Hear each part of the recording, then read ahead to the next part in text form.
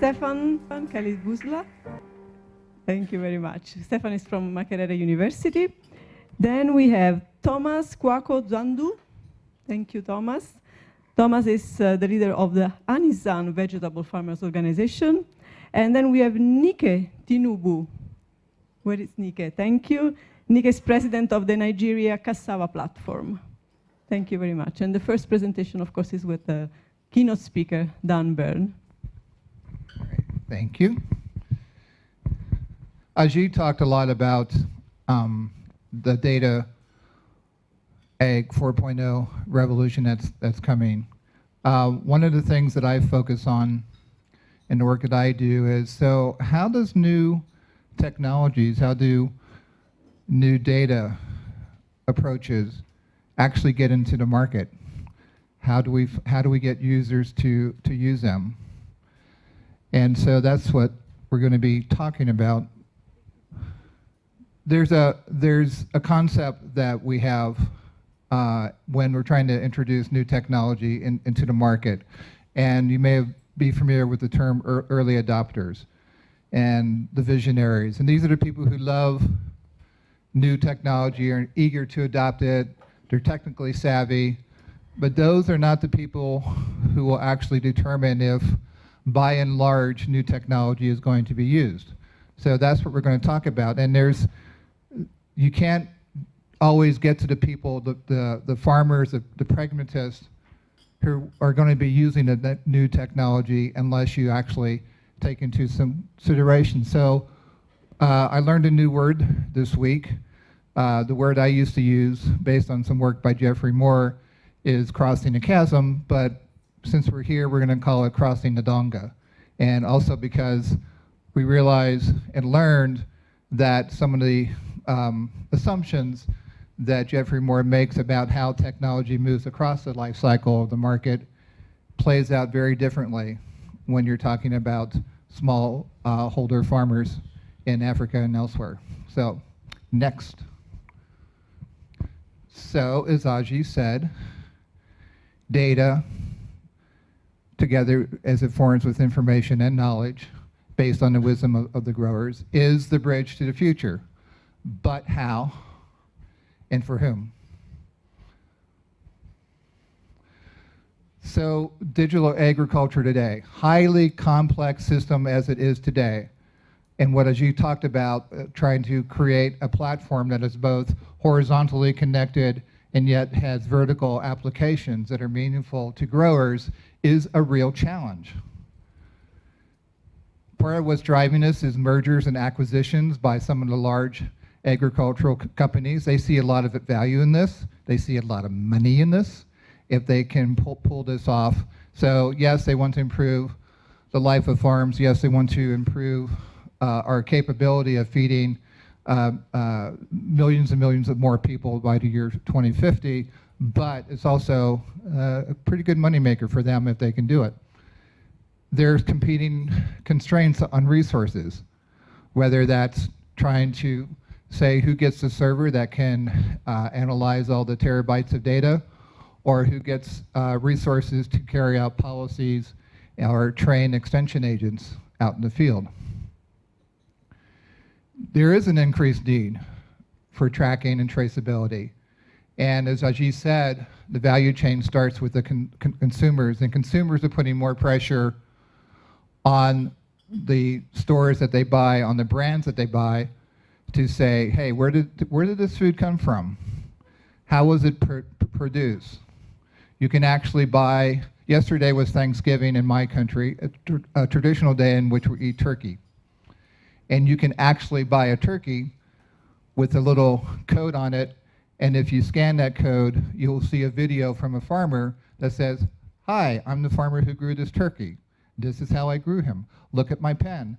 This turkey was raised in a humane way. So the idea of more direct contact between the farmer and the consumer is getting more and more narrow. And hopefully that will provide some market advantages for the farmers. But as Johannes said, a lot of this is also around managing a risky business and managing those risks throughout the value chain. And of course, substantial investment has been in ag technology and in digital ag, but when you talk with some of the large companies, they tout it, but some of the really specific plans are not clear yet. So it will be a rapidly changing market. Exactly how it falls out, we will see it in the next few years as these plans come to fruition. So if you look at from, now the world that I do most of my living in is in the precision ag world.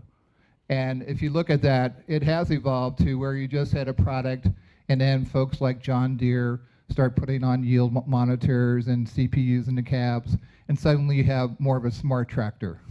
And then that was now saying, well, maybe we can make a smart tractor talking to a smart combine. And so you started to connect these products together. Now that, and yes, that has evolved, and yes, there's still problems with it. If you work with any equipment that uses ISO 11783, you know that they're supposed to talk to each other, but not always that well. So there's still work to be done in that area. But now that we have sensors connected to these equipments, the idea is that you would have a system. And then not only would you have a system, eventually you would come up to a system of systems, particularly with mesh networks of sensors, so that now you can track things from the field into the grain bins, into the trucks, into the delivery systems, whatever part of the supply chain that you want to, and make decisions based on those mesh networks. That's being used today for irrigation, being used today in grain bins, and now the idea is that can we pull that all together into one network that can make a more efficient operation for the farmer. We looked this past week during the training, so what are some of the opportunities for farmers in this space? And we had some good presentation. So there are opportunities even today when we look at open source systems for soil maps and land capability maps, weather and climate data, and open source farm management tools. A bit overwhelming sometimes. And we've also seen, I think this, was this Moses? Was this your experiment? I'm trying to remember your demonstration. Where's Moses? So, yes. So there are demonstrations going on with small holder farms where you can take something very simple, a very inexpensive soil moisture sensor, and just use some simple technology just to say, is there enough water in the soil? Should I irrigate? Should I not irrigate? Should I hold? So not a lot of deep data analysis except to say, right at this moment, should I add water or not? But of course, there are the challenges, and Ajit talked about some of these as well. Data can be hard to find. By the way, what data do I need to find? Where do I find it? Can I afford to get it? How much is it going to cost to transmit it to me so that I can actually use it? Sometimes it's inaccurate, incomplete, unverified, as Johannes mentioned, and sometimes lacking the critical metadata and therefore lacking the context of how I should use it. Tedious to acquire and transfer. If you sat down with a farmer sometimes, as I have, and looked to setting up a farm management information system, that takes a lot of time sometimes just to get all that stuff done. And expensive to clean. So taking out data sometimes that doesn't belong there is bad data, it is corrupt data, etc. And it can feel overwhelming. If you're looking at, if I'm running a farm and I've got lots and lots and lots and lots and lots of things to do, and I'm trying to get data about the market, and data about the season, and data about my irrigation, and data about my overall farm operations, and I have to organize it, it's like, that's a lot of stuff to stuff in. So somehow we have to figure out if farmers are actually going to use the data and enter themselves into Agriculture 4.0, how do we simplify it? How do we make it in smaller chunks, make it easier to digest? And of course, we have systemic challenges as well across the value chain. Lack of access, this came up a lot this week during the training. Like you can draw a general theme, lack of access. Maybe I don't have internet access, maybe I don't know where to go to, maybe it's held in private hands and I can't get access to it. So all the way across the value chain, there's lack of access, lack of up-to-date market information, or confusing market information. I get two prices on the same crop for the same market on the same day at the same time, so which one should I believe? Confusing and unenforced policies came up a lot this week, and lack of skills to use the data, lack of knowledge, lack of skills. And sometimes that is by the extension agents, and sometimes by the farmer, and sometimes just by the person who's trying to help out. Cultural practices can sometimes get in the way, and a lot of discussion. So we have these conflicting roles. So what role does private industry play versus the government, versus the regional government, versus farmers groups? So a lot of that has to be sorted out if we're going to move ahead and actually have this revolution take place. Now, as Aji said, we don't know yet. A lot of this has to be sorted out. But we have to be aware that it has to be sorted out and maybe get some of the players together. So as we talked with the farmers this week and some of the providers, you know, there's common ground. If I'm trying to improve my profitability and I want to move from sustainability to commercial farming and I want to feed people and I want to care for the environment, on the other side, I know I work with a lot of folks on this side who, because and working with data standards work, who are saying, yes, I do want to help farmers be more productive. I do want to gain efficiencies, and I do want to influence policies, and I like interesting problems. And some of these are very interesting problems. So these do have they have alignment on where they can come together and create some real value. Go ahead. But, if we really want, as I said, growers, farmers, to take advantage of this, there's a donga to be crossed. Anytime you introduce new technology, new ways in, particularly disruptive technology, there's a rift to be crossed. But there are things that we can do to minimize and close that. So this is what we're talking about. Some of you may be familiar with this. You may have seen it in books or other things. This is a model that Clayton Christensen way back in the late 50s developed. Jeffrey Moore took it and refined it. It's been refined again. This is a simplified version of it. But the idea is this. You have new technology that's coming on board. Something new, exciting, and innovative. And the people who love new, exciting, innovative things are the first ones to adopt it. And then if you're the company who's making it, you go, hooray, hooray, hooray. Everyone I talk to loves it. They love it. It's going to be a big success. But, so those are the people who love it. But if you press again, the majority that you have to reach, and the first point you have to reach is over here.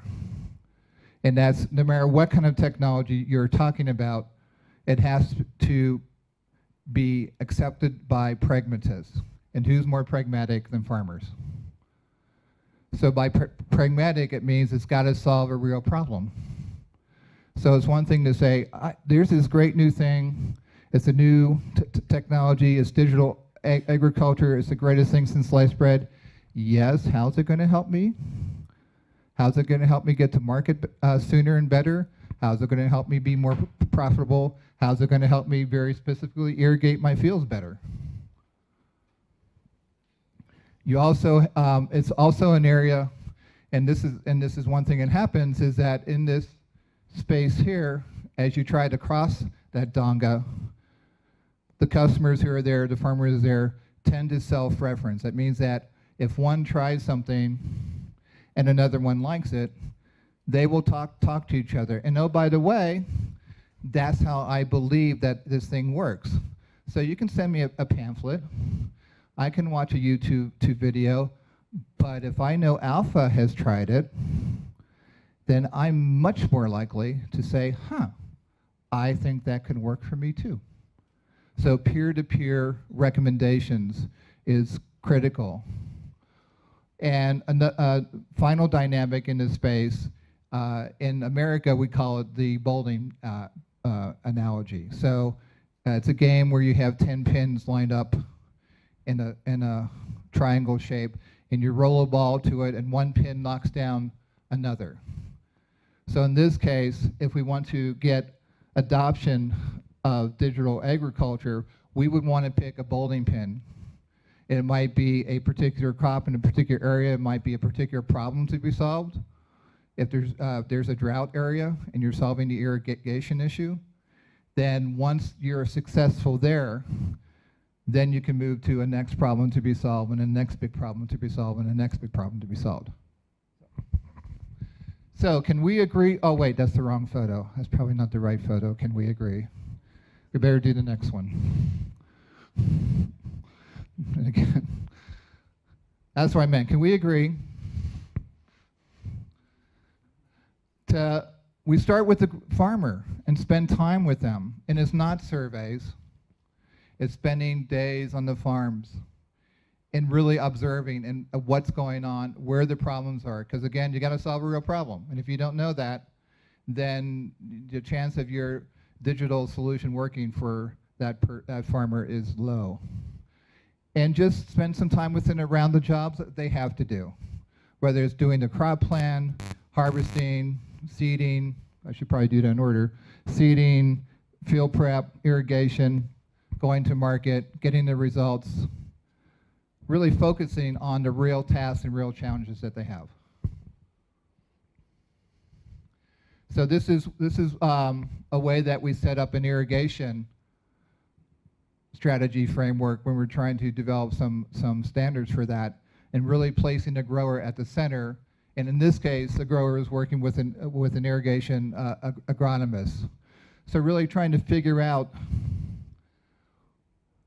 if I have my crop plan, what sort of observations and measurements do I need to support that? Now, some might be satellites, some might be from sensors in the field.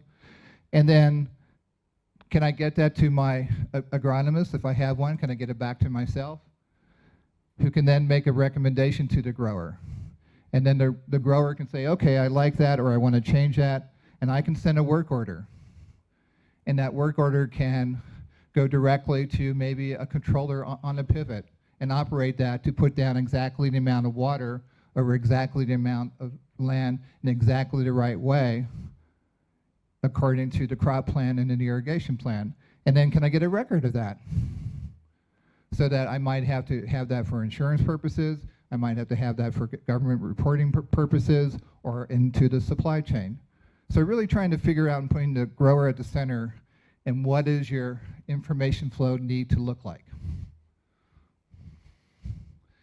And of course, one of the things that Ajit has talked about, and I fully support, is we need to integrate these strategies across the value chain. So it's sort of a twofold thing, right? And as Ajit said, you need sort of a horizontal platform, because you do have to integrate all these solutions across the value chain. And if they don't talk to each other, you're sort of stuck. And at the same time, an individual application has to meet the needs of the job that the farmer needs to be done right then. So both horizontal and vertical. I do support the adoption of the appropriate standard. So the question always comes up, which standard? Oh my God, look at all these standards. And so the general tendency says, well, you know what we should do? We should create one standard to rule them all. And then that just, of course, becomes the next standard that you also have to deal with.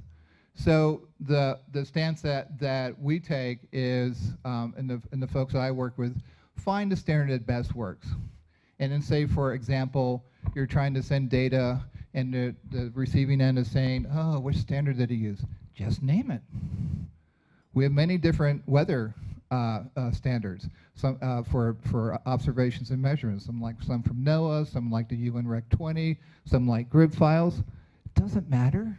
As long as you name it, then on the receiving end, the person can understand how to read that data.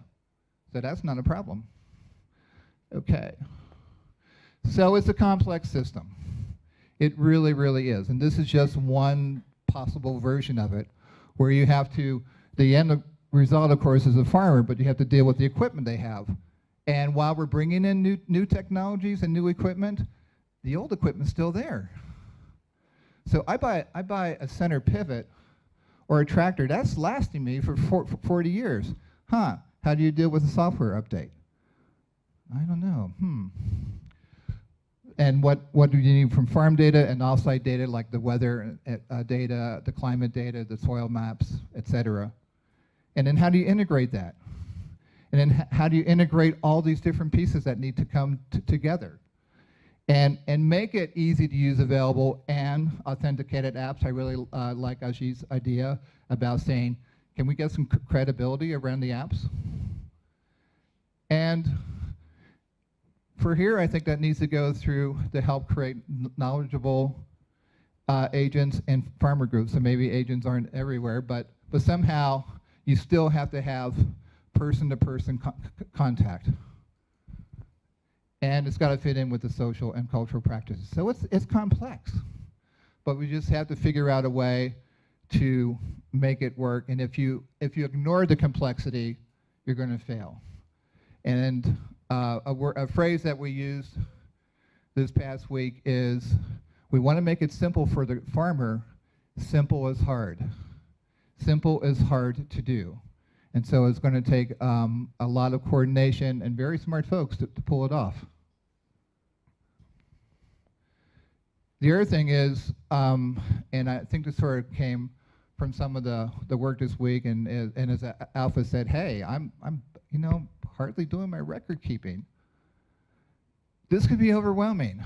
And at least with Precision Ag, we encourage farmers to take small steps. So you got a new routine. Maybe you don't want to try to cross your entire farm. Maybe you want to start with a field. Maybe you want to start with part of a field. Maybe you want to start it with one crop and add it to other crops. So you're getting comfortable with it. You're getting trust with it. You understand that it works. You can adjust it, because the best solution is probably, still has to be localized to you. So, and it takes 3 years to prove it usually, right? You might try a new solution. Your next season is going to be different. Your next year is going to be different. That's going to be different. So a minimum of 3 years to prove to yourself that this is going to work. So as I said, in this space where we're trying to get the new digital agriculture technologies and practices adopted, peer-to-peer recommendations is critical. And as we have seen, that if one farmer is successful, that really pulls others. And they can say, hey, look, I did improve my yield. I did use less water. I used less water and had healthier plants, oh, by the way. And I made more money. That's a good thing. So it just cannot come down from on high across everyone that this is the best thing since sliced bread. It has to be, you have to have that peer-to-peer recommendations, that word of mouth, that, that farmer across the road from me did it and it worked out well. So, agripreneur, thank you, was a word that, did we invent that this week? Is that what we did? Is this a new word? It's a new word, ladies and gentlemen, agripreneur. We want to start there, and what we want to do is, now you're going to keep pressing buttons. We're going to help them first, can you just help me manage my plot? Then can you help me, oop, you're going the wrong way. There you go, manage my plot, manage my field, okay. Then manage my farm, And then finally, manage my business.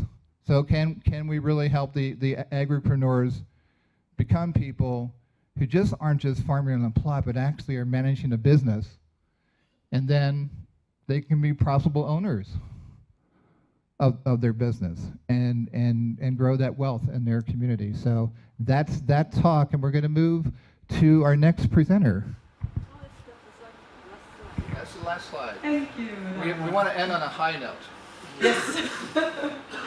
So now we have Miko, crazy, from the South African Weather Service. Thank you. Okay, ladies and gentlemen, thank you very much for the opportunity to be here. I am feeling a bit like a fish out of water, being a meteorologist amongst yourself, being very well versed in agriculture.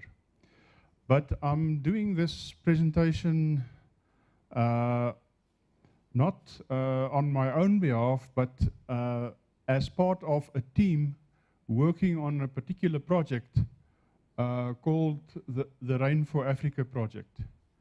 And the motto is how to benefit from weather and agricultural information when every raindrop counts. And what you see is that this project has got quite a number of collaborators in it. You know, usually when the Met services and the agricultural services combine, we've got partners, the ARC in South Africa and the Weather Service, and then we've got quite a number of partners in Europe, mainly Dutch partners, and you'll see that that this project is actually funded by the Netherlands government. That's why you've got a lot of Netherlands partners participating with us in this project. All the speakers before me, you know, talked about agriculture in a very wide sense. I'm going to focus, and as I said, I'm not an agriculturalist, but I'm going to focus on a very narrow range of products and services that this product wishes to provide the small-scale farmer with. So the content I'm going to look at, I'm going to give a few ideas, my own ideas about data, which probably during the week that you've had this course, and as mentioned earlier this morning, there's going to be some repetition. Then I'm going to talk about the Rain for Africa project, the objectives of the project, and one of the objectives is the development of a planting app, a crowdsourcing, and then a few conclusions. So first of all, if you look at just a little small value chain on data, you can see that we talked about this morning about, you know, data leading to information and going onwards.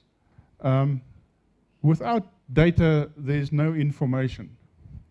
And without information, there's no knowledge. And without knowledge, there's no good decisions that can be made, especially by a farmer and a small-scale farmer about his business. So basically, because this symposium is about data, everything starts with data. Now the problem is, sometimes, and this has been shown in other pictures as well, we suffer from a deluge of data. There's so much data out there that we don't know where to start or where to end. We talk about satellite data, remote sensing.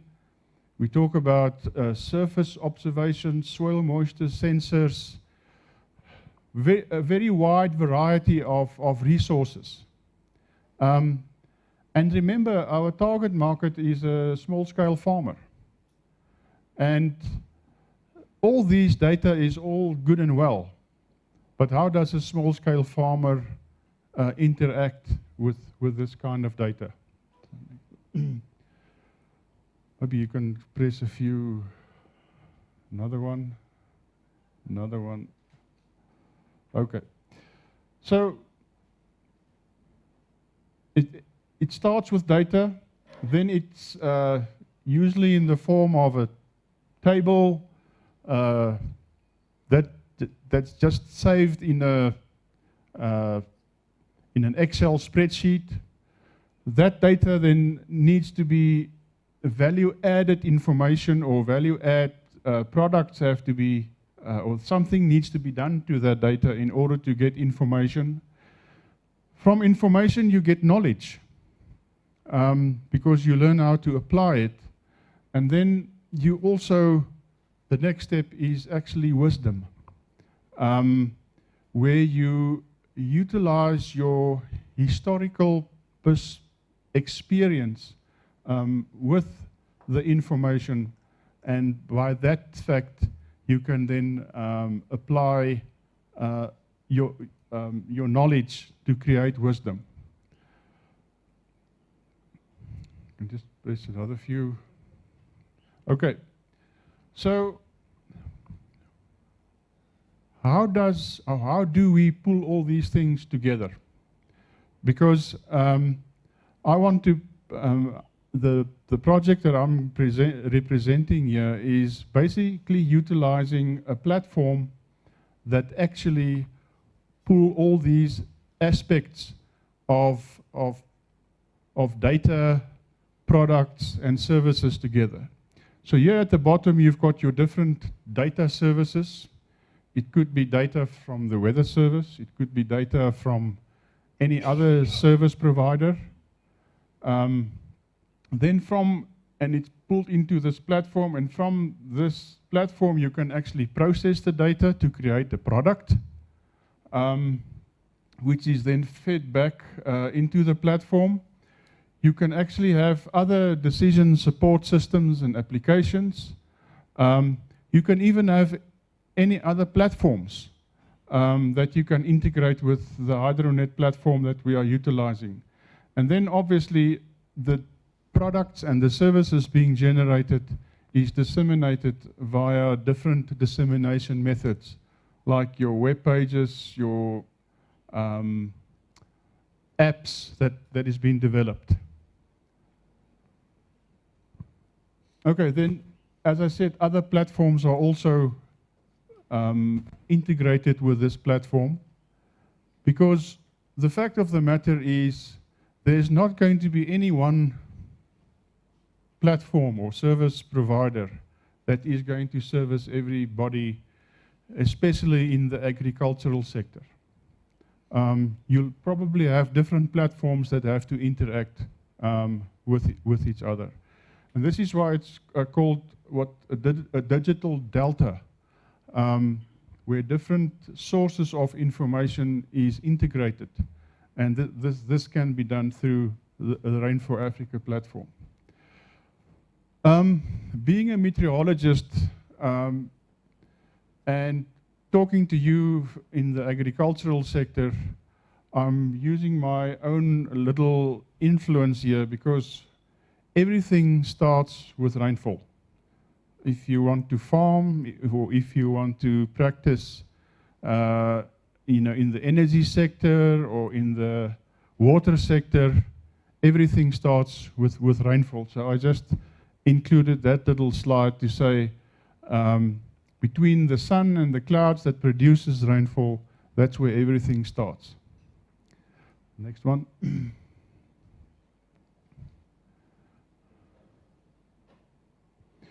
So that was a few ideas about data, and there's quite a lot more about it.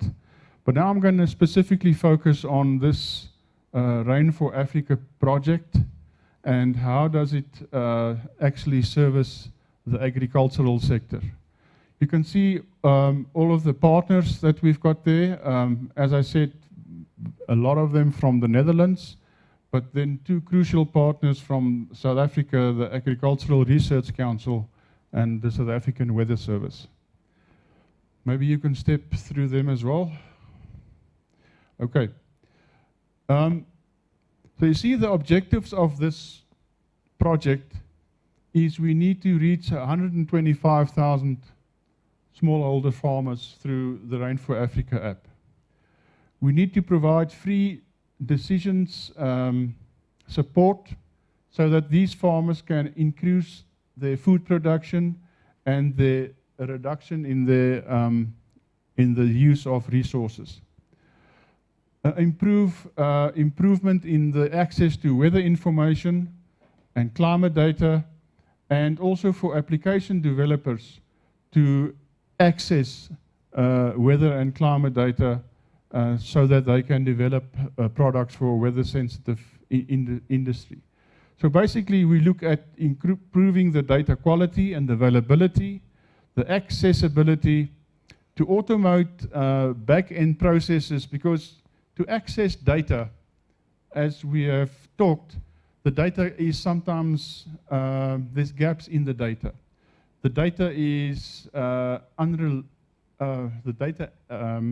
provision is unreliable.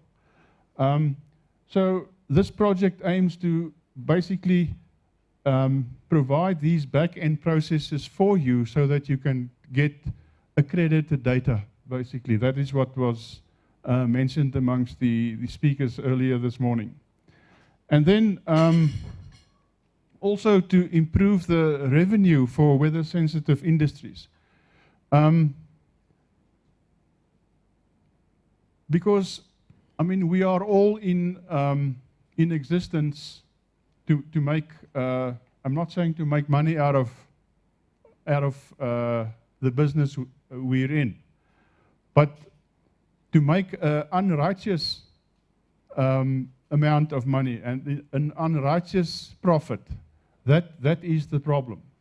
Because as we talked about earlier, data and these things doesn't come for free.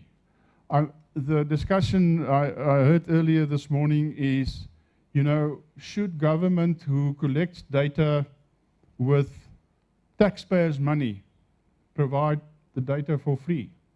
And the answer to that is a simple yes. But on the other side of the fence, there's also the practicalities of the day that government doesn't support these data collection services anymore to the level where it must be supported.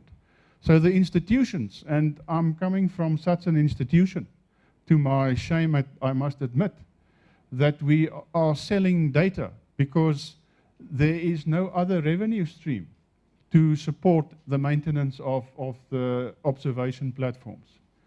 But we are working very hard to convince the powers that be that data should not be charged for. It's the value add to the data that can perhaps carry some cost. Okay, that was just another interjection. Just to the objections of the objects of the project is to use the best available weather and agricultural data to provide a service. And I said our target is 125,000 via cellular technology. And then to develop smartphone applications, we would like to have a spraying advice as well as planting advice, weather forecasts, and also a crowdsourcing platform as part of this project.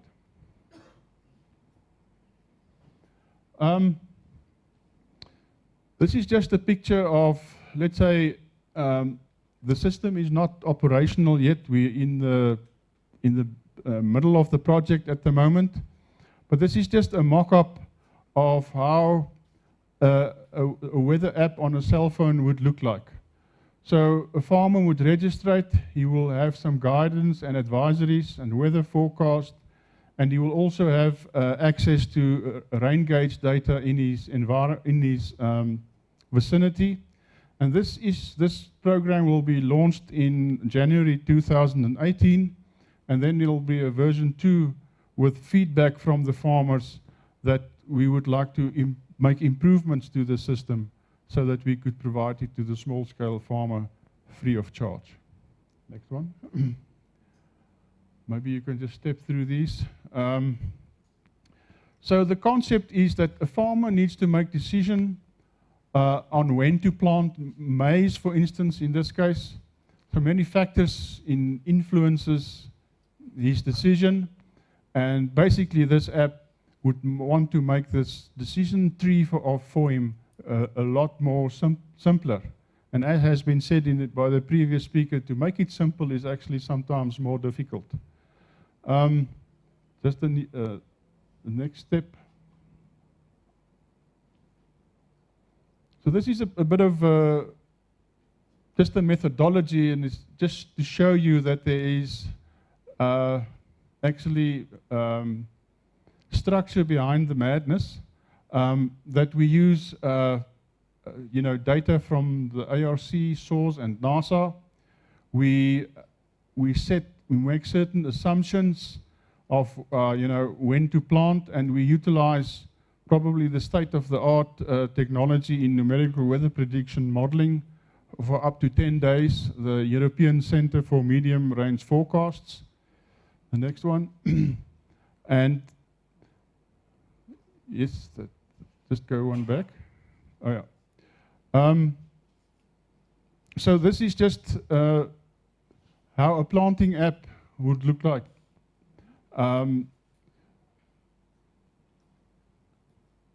Just another one. So here you see the end product for the farmer, how he or she, because there's not only male farmers, but there's a lot of female farmers in practice as well. So this would be a planting up, for instance, and this is just a mock-up, as I say, to indicate to the farmer that where there's a red indication that dates on the calendar is not suitable for planting maize, based on the weather information and on the antecedent information. And we can produce it in this format on a calendar, or in this format in a tabular, so that the small-scale farmer knows what to do and when not to do it. Maybe a few. So what we do, and this is just for the communication, is through a cellular telephone, but you get smartphones and you get simple phones. So there's different platforms that you can use to disseminate the information. And we are targeting both the farmers and the extension services. And you have, we're going to talk about a feedback system where you actually can incur some credits in order to get more information. Then you have individual subscription. This service needs to be sustainable, so you also have commercial subscription, and you might also have some government subscription to actually provide it to their users. And this is to actually, okay, I'm finishing now. So you can step through this. So basically what I want to say, it's a bit of technical information, but it's through a smartphone app and via the the internet services that these services will be provided. Next one. Then the issue, maybe you can step through it.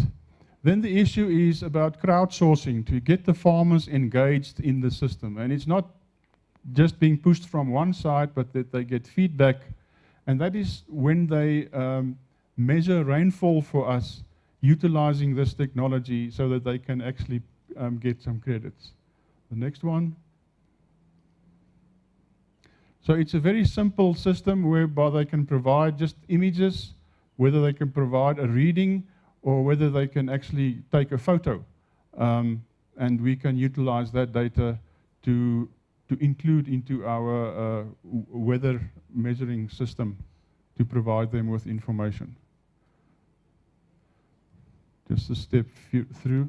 So here you can see tell us whether the sun is shining, whether it's partly cloudy, or whether it's raining. This is providing the data, and the last one is actually a photo upload of the amount of rainfall in a rain gauge. So you can maybe step through this. And you can see this incentive system or the credit system is a direct reward to gain access to further information. Then there's a commercial reward. You might earn credits and to buy other services like airtime, seed, or fertilizer. And then there's also maybe a competition to get Farmer of the Year or Farmer of the Month if he has participated. And then, ladies and gentlemen, I just would like to end to say that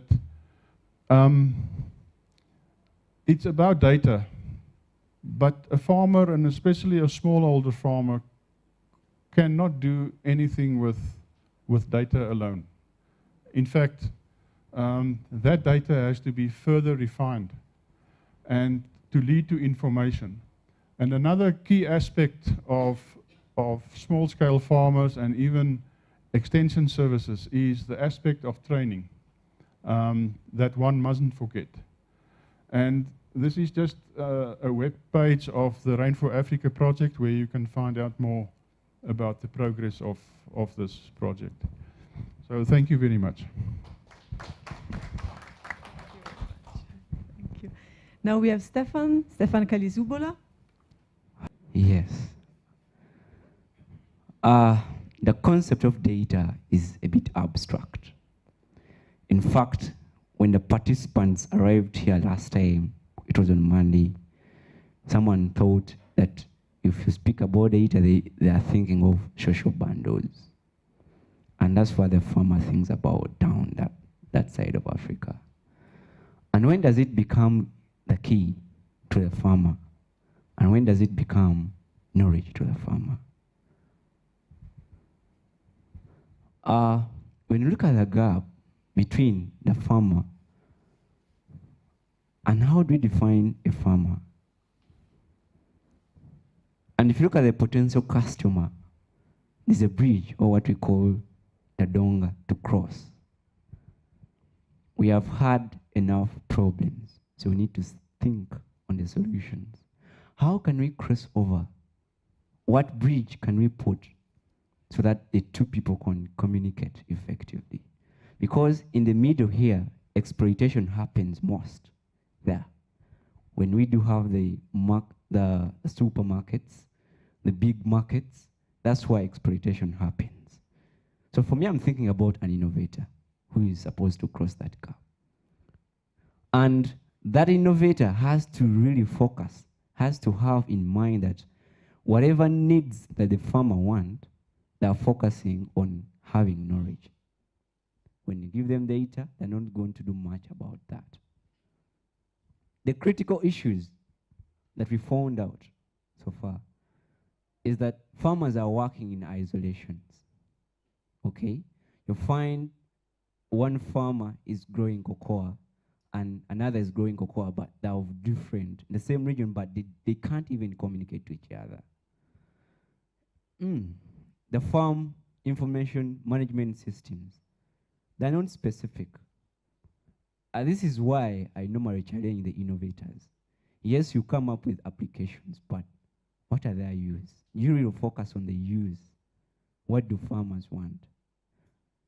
From the statistics that we shall see, it's true that when you go to Apple Store, it's around 2 million applications. And that's the same with Play Store. What are they doing there? Do real farmers get to know how to use them? Because innovators sit in their rooms and think of solutions. Is that the right way to go? I will not go much into that, but that's the model to go. If you look at the commercial farmers, they are here because for them they have the information, the knowledge. But where is the smallholder farmer? How can we help them to see agriculture as a business? They're just right here down. You're speaking about data, they don't know about what you're speaking. So now, an innovator is supposed to focus. How can I connect the two to have the farmer right here so that they can become commercial farmers at the end? Wow, I love ICT. It's a way to go. That is from his presentation. You realize that the world is going digital. And if you compare from the statistics, the Uganda today we have, if we to remember the Uganda of 1993, it was far much better than China by that time. But today China is far, far better than Uganda. What's the problem? If you look at this chain for the growers, what are the solutions do they need? When it comes to pre-cultivation, what do they need? What decisions do they have to make? Here are the decisions. When you come to crop selection, they need 1, 2, 3.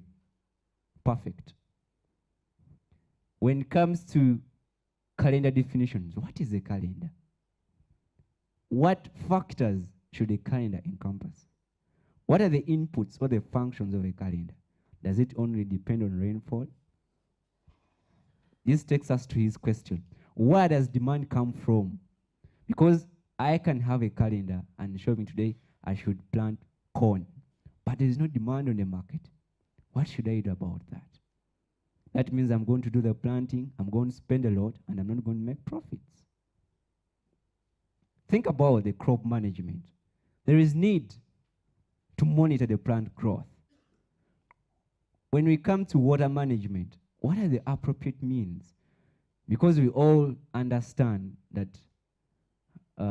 global warming has caused issues concerning climate. How much can we do to end this? Valeria was worried yesterday that in 2031, she will not have meat. And that is true. Because the livestock industry is contributing much of the carbon emissions in space. The farmers are thinking that they should do that, but instead they're harming the environment. What's the best way to go over this? Pests and management. What decisions are they supposed to make? So innovators are supposed to think around this, okay? And they are supposed to focus. They are supposed to work with the farmers to find out what are their needs before they think of the solutions. Not them sitting in their rooms and develop solutions for them. The marketing sector, yes, it is true. When it comes to here, a farmer has to know what's the demand in the market. And first of all, what is a market? Because we have the national, the regional, and the local markets. What's the market? When it comes to transportation, in Africa we have issues with our transportation. When I do get my produce from the farm, I'll find a police guy on the road and he'll ask me, give me some coins. I have to do that so that I transport my produce. What are the best means so that we release all this burden from the farmer so that he can concentrate on production? Wow, I'm not going to go much into this, okay? But this is what I found in Rwanda and in Uganda. That's the data they need for the farmers I've interfaced with. What are the features they're supposed to have? And what are the gaps and the challenges? They're the same that we had.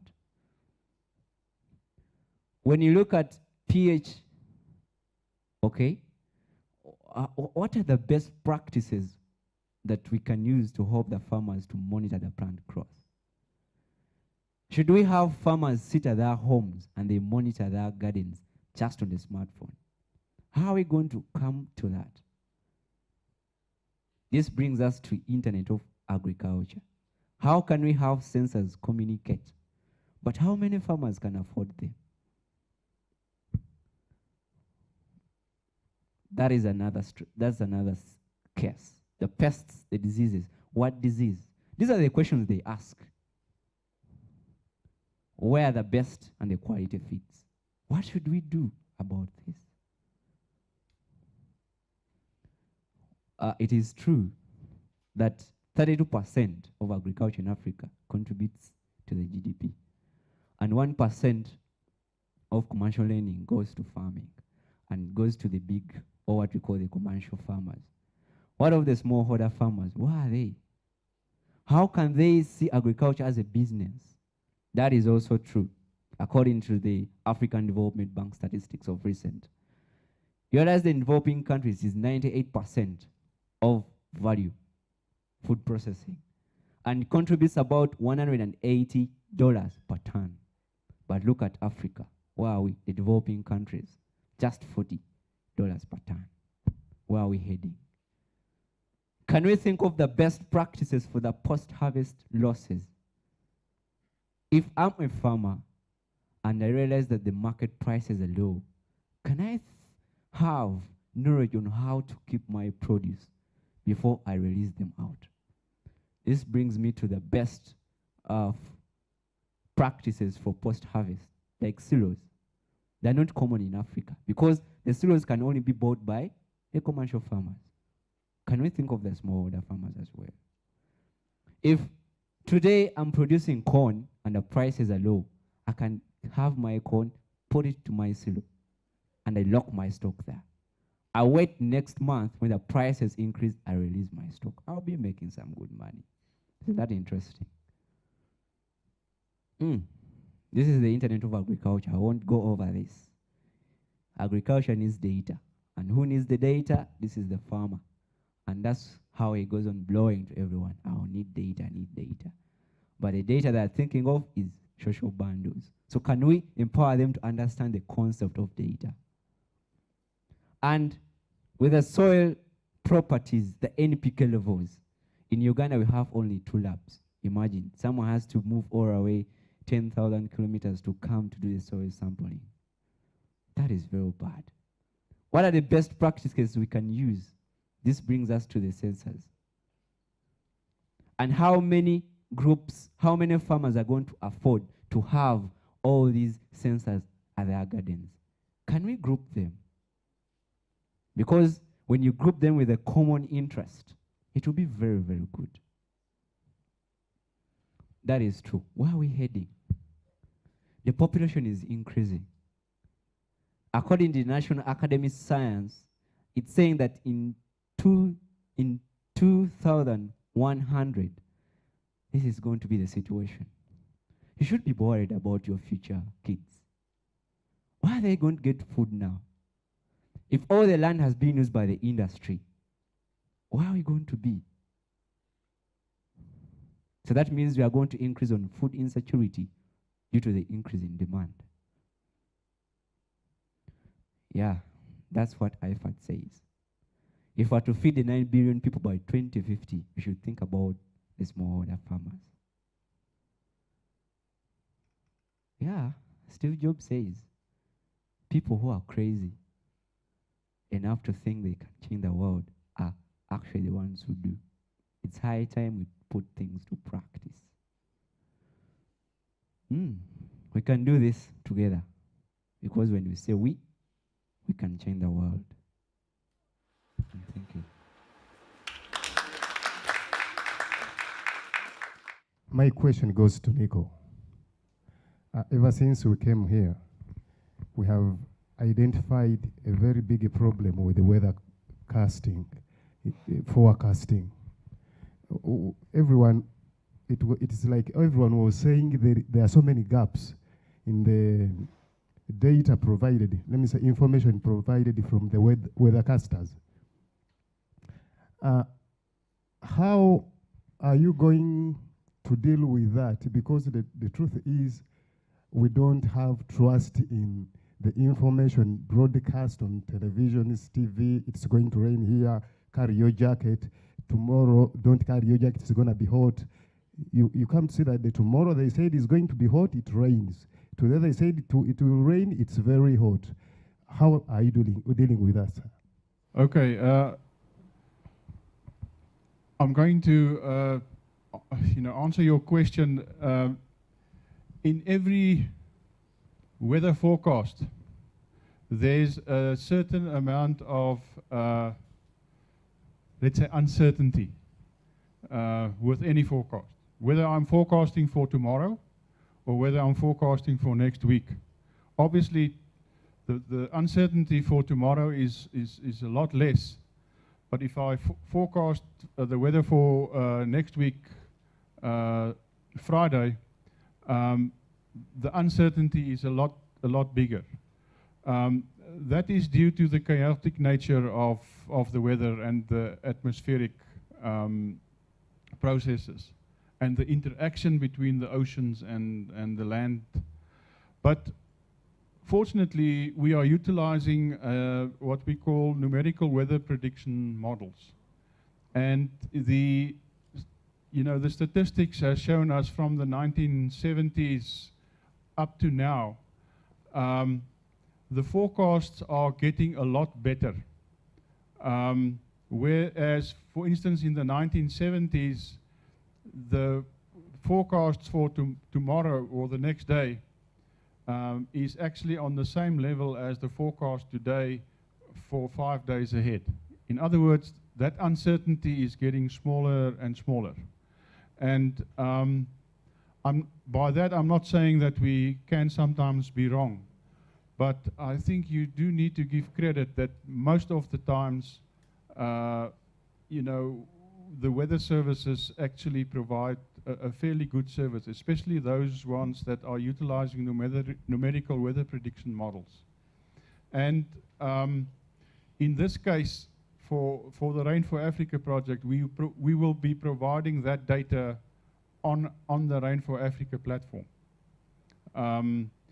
And we will be utilizing some of the best models, as I said, the European Center for Medium-Term Weather Prediction model that we are using, and then we are also utilizing other weather prediction models, even those within African countries, if they come on board.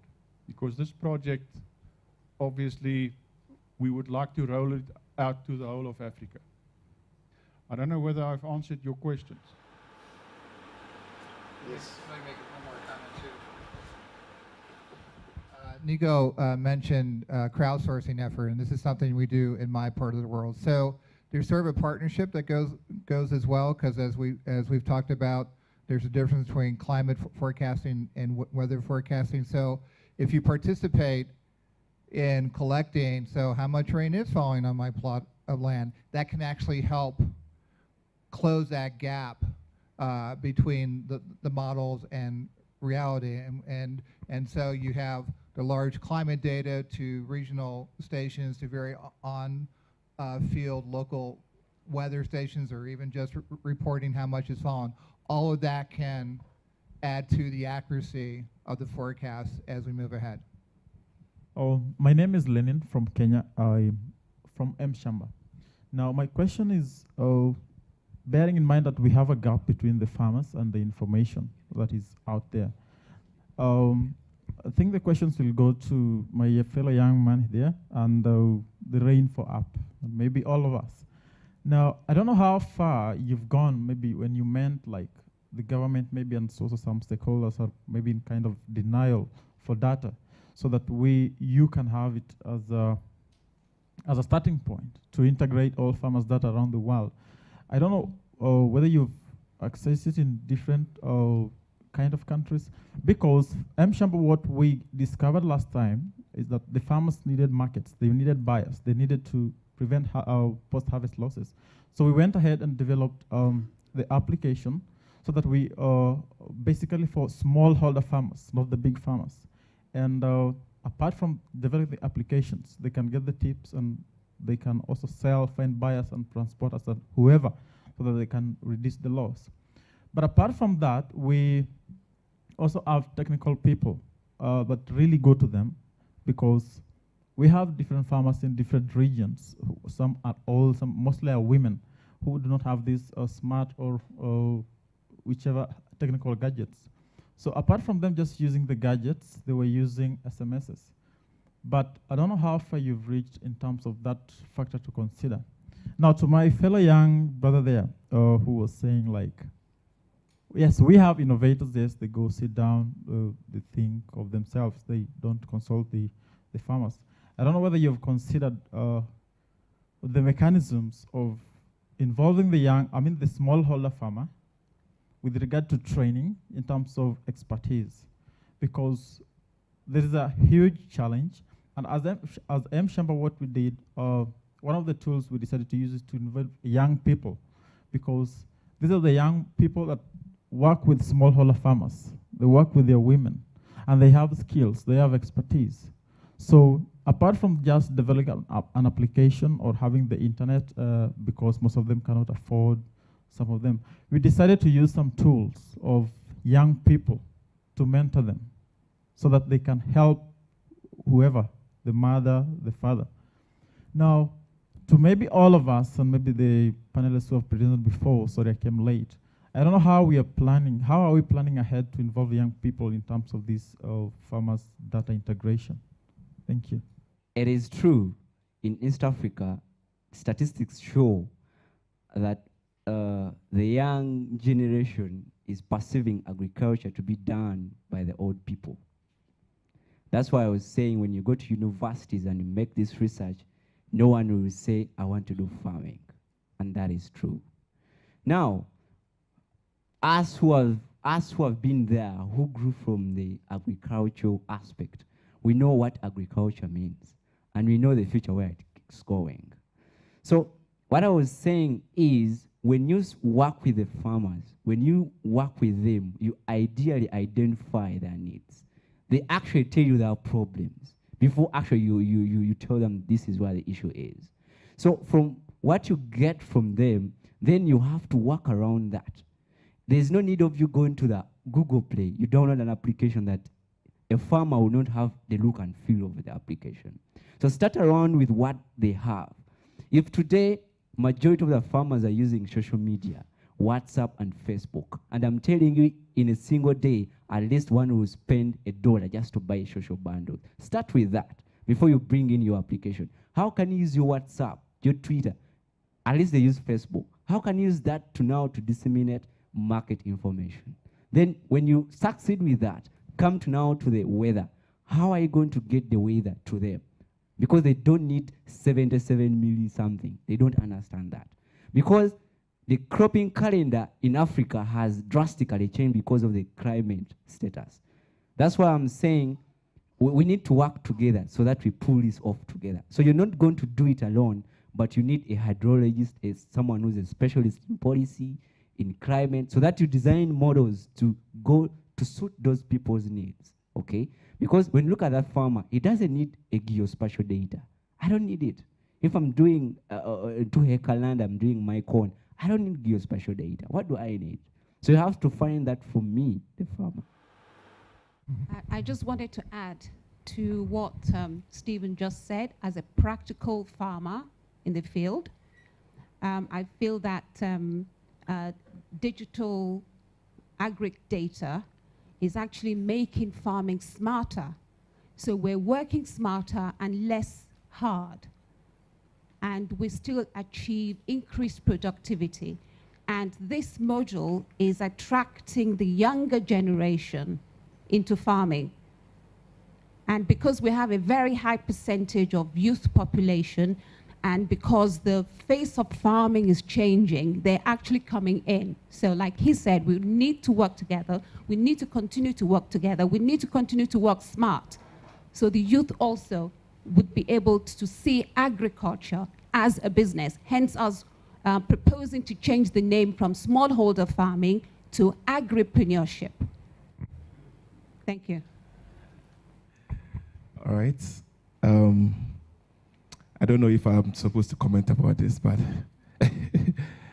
looking at this at a different point of view, I think the farmer or the agripreneur is supposed to move higher on the value chain and to improve upon himself. Everybody's saying that by 2050, we are supposed to feed over 9 billion people or so ever. But you see, the farmer needs to know what to produce. You are saying we have to produce more. Who qualifies that more? Who qualifies the quantity of the more? And who buys from the farmer? That is why the data is so important. It's so important to us. And you see, Africans are normally producing, but the market is not there. If the market is there, there is a problem with the commodity. So when I export my thing, for instance, to the European market, they are rejected back to Africa, saying because this and this is wrong with it. This is why we are asking for data. This is why data is so important to us. This is why we are advocating, and we have learned so much about these data issues. And we feel that if this data is more affordable and more relevant to the agri context, the smallholder context, as we've all discussed, it is going to bring a lot of innovations and a lot of progress in the sector. Mr. Crusoe, for the weather, you had the diagram there for optimal sowing season, and I just want to ask, when you put those dates down, do you take into consideration cultivation, when I was supposed to be cultivated already? Do you take into consideration it's winter, it's a summer crop? Do you just tell them plant?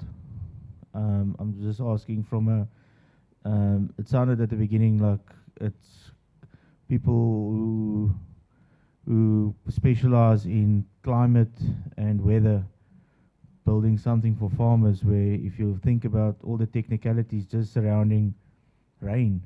I take, for example, I had to rush to get my cabbage in 2 weeks ago because they predicted 50 millimeters of rain, which was 68 in the end. But if my pasture wasn't cultivated before the Wednesday, I would have been out of market for the next 3 weeks, because the minute I put any cultivation tools in there, I get the effect that my soil will close up and nothing will grow. So I'm just asking, just from that point of view, yeah. So, when you look at the objective of this particular project, Rain for Africa, that we are working on, the idea is to, or the objective is to provide this value-add information to the farmer. And that is why myself, as a meteorological expert, collaborate with my colleague in the agricultural department, who builds in that knowledge that you talk about. What I showed on the image there was just a mock-up of how the product is going to look like. I mean, you can see the dates there is in June or July, which was in the southern hemisphere winter. But all that kind of nuances that we need to build in, and that's why we have a first launch. And the idea is then to get feedback from the farmer. How can, and not even the small-scale farmer, but also any other user of the product, so that subsequently we can improve on the product that are being put out for them to use. Because we believe in a system of continuous improvement. And I know from my own experience, even in developing weather products, that you don't get it right the first time. You actually have to go through a stepwise process to continuously improve until you get to a product which is satisfactorily and can be used. But you know, I'm not saying that you have to start with below, let's say, a substandard type of product. We, as the project group, put a lot of effort into developing a product that is the best at that stage. But obviously, input from the user is crucial in order to improve the product. So, yes, your considerations is taken into account.